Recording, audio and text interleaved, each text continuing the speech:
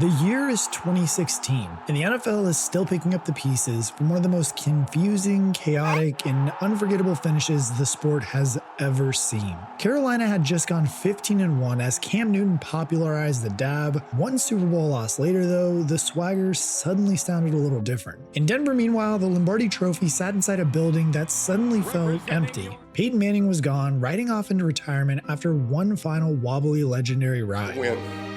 There were other players who were more talented, but there was no one who could out-prepare me. And because of that, I have no regrets. Gary Kubiak had gotten his ring, and Von Miller had just put together one of the most dominant postseason runs ever with 5 sacks, 2 forced fumbles in the Super Bowl, and a brand new $114 million contract. Like, that defense was absolutely legendary, but the quarterback depth chart now read Mark Sanchez, Trevor Siemian, and Paxton Lynch. Meanwhile, across the country headed into this season, New England wasn't celebrating either. They were arguing with the league. Again, Deflategate had dragged on for over a year, and the final verdict finally landed Tom Brady, who got suspended for 4 games of the season. He was 39 years old, and for the first time in a long time, the Patriots had to start a season without their security blanket. Up to this point now too, they had won the AFC East 7 times straight, but now they were opening the season with Jimmy Garoppolo and a rookie named Jacoby Brissett, which basically that had the rest of the NFL wondering, is this the final year that the empire will fall? Also in Seattle, the noise hadn't stopped since that call. You know the one. 2nd and goal, Russell Wilson, what are you doing? He gets picked off by the undrafted rookie free agent. And don't get it wrong, the Legion of Boom was still together on paper, but the chemistry wasn't the same. Marshawn Lynch was retired, the locker room felt different, and Russell Wilson was great, but suddenly under a microscope. Also down in Arizona, everything looked ready. Carson Palmer was coming off of a 35 touchdown season, Larry Fitzgerald had just caught 109 passes at the age of 32, and David Johnson was emerging as one of the most dangerous dual threat backs in all of football. Like, Bruce Arians had built a real contender. Meanwhile, the league's future arrived all at once. 2 quarterbacks, 2 franchises, 2 massive bets. Jared Goff went first overall to the Rams after Los Angeles traded 6 total picks just to move up and get him. Carson Wentz went second to Philadelphia. A small school kid handed the keys to one of the most impatient fan bases in all of sports. In Dallas, a proud franchise nobody was talking about quietly changed direction because Tony Romo got hurt in the preseason. So a 4th-round rookie named Dak Prescott took over, and behind him was another rookie, Ezekiel Elliott, running back behind the best offensive line in all of football. And that's the thing too, the Cowboys weren't supposed to be special this season, which in the NFL is usually when something weird tends to happen. Meanwhile, in Pittsburgh though, the Killer Bees, they were in full effect. Ben Roethlisberger threw for 3,819 yards in just 14 games, Antonio Brown led the league in receptions again, and Le'Veon Bell was still impossible to tackle. But year after year and postseason after postseason, January kept ending in disappointment. In Green Bay though, Aaron Rodgers was healthy, Jordy Nelson was back, and the Packers were tired of being close. And then there were the wild cards. Atlanta had brought in a brand new offensive coordinator, some guy named Kyle Shanahan, and weapons were absolutely everywhere on this field with Julio Jones, Devonta Freeman, and Matt Ryan, but a long history of heartbreak. Oakland had a young core with Derek Carr, Amari Cooper, and Khalil Mack, and suddenly looked like a real franchise again. And yeah, Kansas City quietly won 11 games the year before and kept getting better without anyone noticing. Detroit, Miami, and Houston, all talented enough to matter, but all flawed enough to also make you nervous. And hovering over the entire league was one undeniable truth. This season in 2016 felt wide open. The young quarterbacks were getting pushed in too fast, dynasties were wobbling, power was shifting, and nobody could agree on who the best team actually was. But by the time it was over, records would fall, careers would change, and the NFL would deliver the most shocking, chaotic, and unbelievable Super Bowl finish the sport had ever seen. Good jump!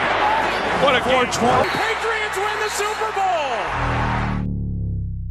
So yeah, as we start the 2016 season, if you missed this season, I'm sorry, because I'm going to recap it right now, and it was absolutely incredible. Now, as we do talk about the 2016 season, truthfully, it never really felt calm. Like, honestly, opening night made that pretty clear pretty immediately as well. For the 2nd time in franchise history, Panthers have come to the threshold of absolute victory. There was a Super Bowl rematch between the Panthers and Broncos, and Carolina walked in as the reigning NFC champs, still built around Cam Newton's MVP swagger, while Denver walked in without Peyton Manning, starting Trevor Siemian, a 7th-round pick nobody expected to be there. And yep, the results, they looked very similar. Denver's defense absolutely smothered Carolina all over again, and Von Miller lived in the backfield. Cam Newton got hit 13 times, Graham Gano missed a potential game-winning field goal, and the Broncos won 21-20. And for the Panthers, that was a preview of what the months were to come with. They were a team that had gone 17-2 the year before that suddenly couldn't finish games. They lost 4 of their first 6, and Cam Newton dealt with injuries, turnovers, and constant pressure. Like, the defense that once felt impenetrable gave up 30+ points 5 different times. Meanwhile, in New England, the season started with what was supposed to be a crisis. Tom Brady was suspended for the first 4 games, and for most franchises, that is a death sentence. But for the Patriots, it was a simple minor inconvenience. Jimmy Garoppolo started the first 2 games and won them both while completing 71% of his passes, and then he got hurt. So Jacoby Brissett stepped in, a rookie 3rd rounder, and he won too. New England somehow went 3-1 without Brady. And by the time he was back in week 5, he didn't look rusty, he looked angry. Brady finished the year throwing 28 touchdowns to 2 interceptions with a 112.2 passer rating, which was the best mark of his entire career. Meanwhile, down in Dallas, a routine season turned into a revolution as expectations were low for the 4th round rookie named Dak Prescott, but what followed was absolutely historic. Prescott threw just 4 interceptions all year long, and he posted a 104.9 passer rating, the highest ever recorded by a rookie quarterback. And then behind him was Ezekiel Elliott, who led the entire NFL with 1,631 rushing yards, and together they turned Dallas into an unstoppable machine as the Cowboys started 11-1. Like, they were a team that was supposed to be rebuilding and suddenly looked like the best roster in football. Meanwhile, up in Minnesota, they gave the league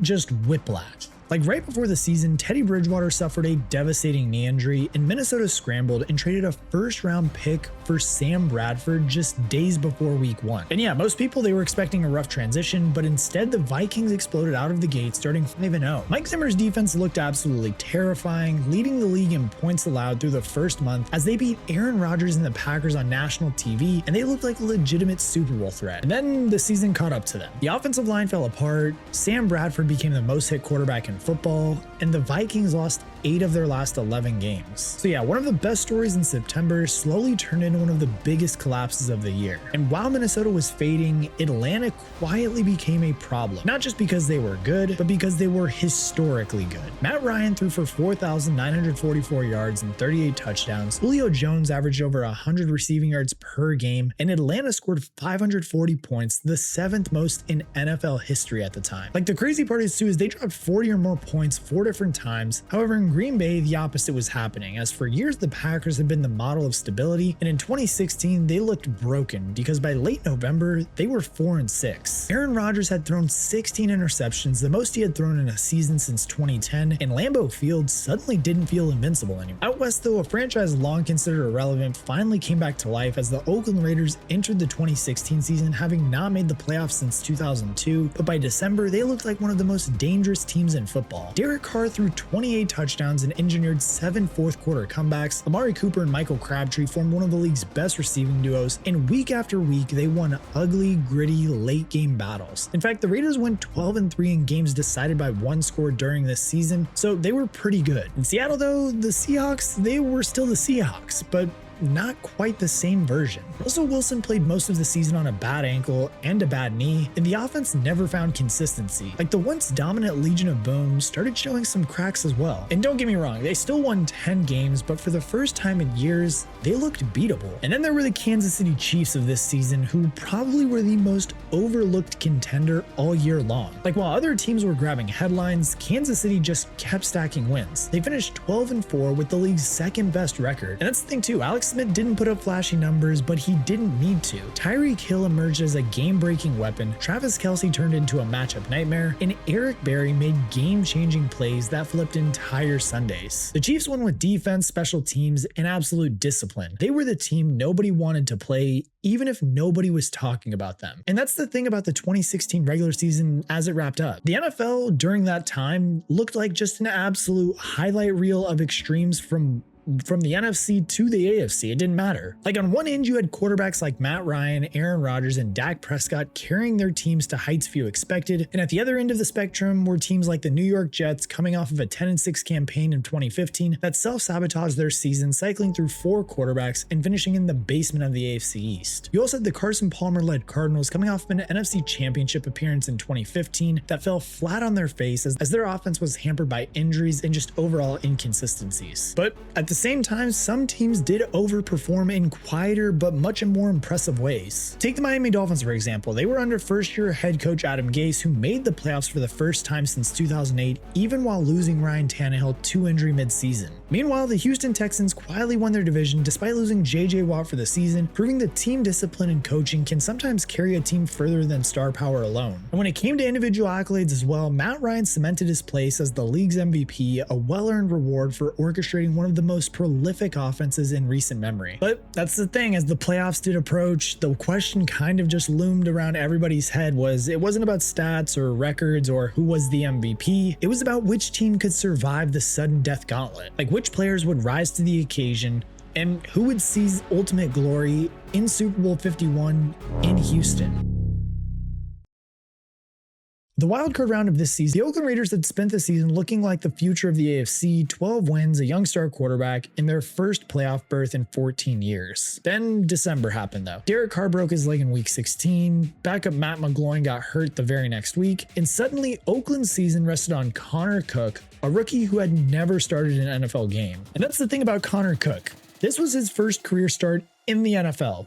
And it was a playoff game. Like that had never happened before in the Super Bowl era. On the other side, the Houston Texans weren't exactly intimidating either. Their offense had been one of the worst in football with just 25 touchdowns all season, the fewest by any playoff team since the league went to a 16-game schedule. But that's the beauty about playoffs. They don't care about style points, they care about stability, and Houston had that. Early on in the game too, Jadeveon Clowney intercepted Cook and set up a short field touchdown, and Lamar Miller punched in another. Meanwhile, Oakland looked exactly like what they were, a good team without a quarterback. They finished the day with 202 total yards, went 2-16 on third down, and turned the ball over 3 times. The Texans won 27-14. That night in Seattle, though, another regular season success story ran straight into reality. The Detroit Lions had clawed their way to 9 wins, surviving close game after close game behind Matt Stafford, but playoff football in Seattle is a different spot, and the Lions found that out very fast. Detroit managed just 231 total yards all game. They converted only 2 of 11 third downs, and they never scored a touchdown. Seattle, meanwhile, they went old school. Thomas Rawls carried the ball 27 times for 161 yards, the most rushing yards in a playoff game in Seattle Seahawks franchise history. Final score 26-6. Sunday brought 2 franchises with very different expectations though. It was between the Dolphins and the Steelers, and the Dolphins, they arrived just happy to be invited. It was Miami's first playoff appearance since 2008, and they were doing it with backup quarterback Matt Moore after Ryan Tannehill went down late in the year. The Steelers, on the other hand, weren't here to celebrate. They were here to send a message, and they did it immediately. 85 yards, 5 plays, touchdown to Antonio Brown. Next drive, 90 yards, 6 plays, another touchdown to Antonio Brown. And just like that, it was 14-0. Le'Veon Bell took over from there, 29 carries, 167 rushing yards, breaking Franco Harris's franchise playoff record, and Pittsburgh finished with 387 total yards, forced 3 turnovers, and recorded 5 sacks. I mean, by halftime too, the game was basically over, and Miami fought hard, but they were just outclassed as the Steelers won the game 30-12. And then came the weekend finale, Giants-Packers at Lambeau Field. It was a rivalry dripping with bad memories, all for Green Bay, as twice before New York had come into their own building and ruined their season in 2007 and 2011, both on the way to Super Bowl titles. And early on too, it looked like history might be repeating itself. The Packers gained just 7 total yards in the first quarter as Jordy Nelson went down with a rib injury, and the Giants jumped out to a 6-0 lead. And then, with seconds left before halftime, Aaron Rodgers flipped the entire night on its head. 1 snap, 1 launch, 1 perfectly placed Hail Mary, touchdown to Randall Cobb. From that moment on, the game turned into an absolute clinic. Rodgers finished with 364 passing yards and 4 touchdowns. Devontae Adams went for 125 yards and a score, and Cobb added 116 yards and 3 touchdowns. What started as a defensive slugfest ended as a demolition as the Packers won 38-13, and by the time the weekend had ended, the message was clear. Regular season records did not matter. Momentum didn't matter, and feel-good stories did not matter. Now in the divisional round, the one-seeded Falcons walked in with a major reputation. The number one offense in football, 540 points scored, the 7th most in NFL history, and Matt Ryan was playing like an MVP. Julio Jones was terrorizing secondaries, and Devonta Freeman and Tevin Coleman formed one of the most dangerous backfields in the entire NFL. Like all season long, they had overwhelmed teams, and now they had to prove it in January. And across from them stood Seattle, and early on, it looked like the Seahawks were ready to steal the show. The Seahawks opening drive went 14 plays, 81 yards, 8.5 minutes off the clock, and Wilson went to Jimmy Graham for a touchdown. But by halftime, the Falcons had ripped off 19 unanswered points. And by the end of the day, they'd piled up 422 total yards and 36 points on a defensive team that had built its identity on shutting people down. Meanwhile, up in Foxborough, it was a different kind of pressure for the Patriots. They were busy as the one-seeded team, trying to maintain an empire that had run the NFL for the past decade. But Houston came in tough and physical, and for a moment, they made things uncomfortable. Brady threw 2 interceptions, matching his entire regular season total, and the Texans pulled within 1 point late in the first half. Gillette Stadium actually felt tense. But then what New England did was what New England always did. 3 interceptions of Brock Osweiler, clutch plays from Julian Edelman and Chris Hogan, and a historic performance from Dion Lewis, the first player in NFL postseason history to score a rushing, receiving, and kick return touchdown in the same game. By the fourth quarter, order was restored as the Patriots won 34-16, and this was their 6th straight trip to an AFC Championship game, an NFL record. And then still in the divisional round came America's game, Green Bay versus Dallas. The Cowboys were the good feel story of the league, going 13-3, the NFL's top seed, led by rookie sensation Dak Prescott and Ezekiel Elliott. Meanwhile, the Packers had limped into a season of 4-6 before ripping off 8 straight wins, and inside AT&T Stadium, 2 heavyweights went blow for blow. Over 800 yards combined, 6 lead changes, 0 room to breathe. Dak Prescott threw for 302 yards and 3 touchdowns, Ezekiel Elliott rushed for 125, and Dez Bryant caught 9 passes for 132 yards and 2 scores. But it still wasn't enough, because on the other side was Aaron Rodgers casually throwing for 355 yards and delivering one of the coldest late game drives you will ever see. Tie game, under a minute left, 3rd and 20. Everyone's seen this play before. Rodgers rolls left and drops an absolute dime to Jared Cook for 36 yards on the sideline, inches from going out. 3 seconds on the clock, Mason Crosby from 51 yards. It's good, and the Packers win 34-31. And then finally in Kansas City, playoff pressure turned ugly as Pittsburgh did not score a single touchdown, and they still somehow won. Chris Boswell kicked 6 field goals, an NFC postseason record, and Le'Veon Bell ran for 170 yards, becoming the 2nd player ever to rush for 160 plus yards in back-to-back playoff games. Kansas City did score 2 touchdowns to Pittsburgh 0, and somehow lost anyway, 18-16. 1 holding penalty, 1 failed 2-point conversion, and 1 brutal continuation of the Chiefs' playoff curse. And now, only 4 teams remained.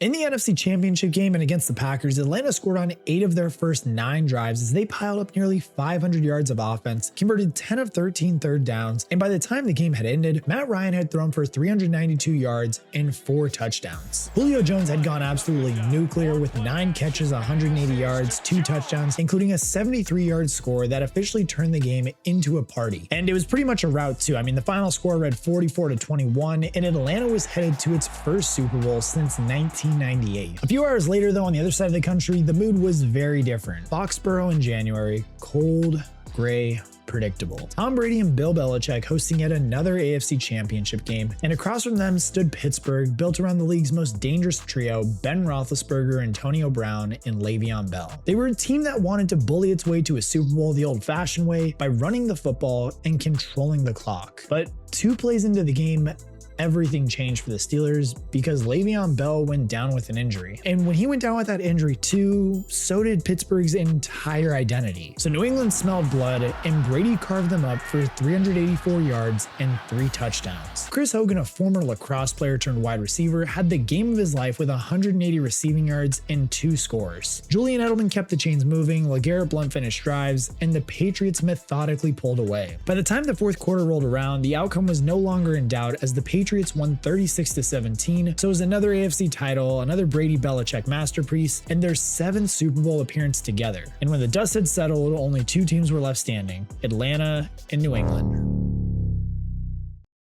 Now, in this Super Bowl, it was one for the ages for so many different reasons. The first quarter went scoreless, but the tone was set early when Freeman ripped off a 37-yard run on Atlanta's very first play, the longest rush of the entire game. Then the second quarter hit, and everything changed. Touchdown drive, 71 yards, touchdown drive, 62 yards, and suddenly it was 14-0 Atlanta, and the Patriots, they looked uncomfortable. Then came the moment nobody saw coming. Tom Brady in his 7th Super Bowl made a mistake that he never made before. A pass jumped by Robert Alford returned 82 yards for a touchdown. Like, that was the first pick six of Tom Brady's postseason career ever. 21-0 now, and New England had just punted 3 times and turned it over twice, and by halftime, it was 21-3. And then early in the third quarter, the Falcons landed what felt like the knockout punch. An 85-yard drive, Matt Ryan to Tevin Coleman for a touchdown, 28-3. There were 8 minutes left in the third quarter, and at that exact moment in the game, win probability models gave Atlanta a 99.8% chance to win the Super Bowl. 99.8. Like, at that point too, the trophy, it was basically theirs. But then slowly and almost quietly, the air in the stadium just started to change. New England answered with a 13-play touchdown drive, then another scoring drive, then a forced fumble that gave Brady life, and the Patriots began to chip away. 28-9, 28-12, 28-20, and then came the sequence that would haunt Atlanta forever. Up 8 points with 4 minutes left, deep in Patriots territory, the Falcons were already in field goal range and 1 kick away from icing the game. Instead though, a sack, a holding penalty, and another sack. They went from the 22-yard line all the way back to their own 45. With 3:30 left, Brady got the ball back on his own 9-yard line. And then came the play, the one that defied physics. Here's Edelman broken up, and the pass is no sign yet. Edelman comes down with a football, and they're saying it's a catch. And we'll get another look at this. Alford knocked it up into the air, and let's see Crazy, who I comes swear to down God. with it. No way, look at that. Watch. No. No. Brady kept throwing, James White kept catching, and the clock kept melting. Touchdown, and then the 2-point conversion, 28-28. And now for the first time in Super Bowl history, we had overtime. And once New England won the coin toss, it almost felt inevitable. 9 plays, 75 yards, and James White stretching the ball across the goal line. Final score, Patriots 34, Falcons 28. The largest comeback in Super Bowl history, the first ever Super Bowl to be decided in overtime, and it was a game where Brady set records with 43 completions and 466 passing yards. It was a night where more than 30 Super Bowl records were broken, and as a result, that rewrote what people thought was possible in this sport for the rest of time.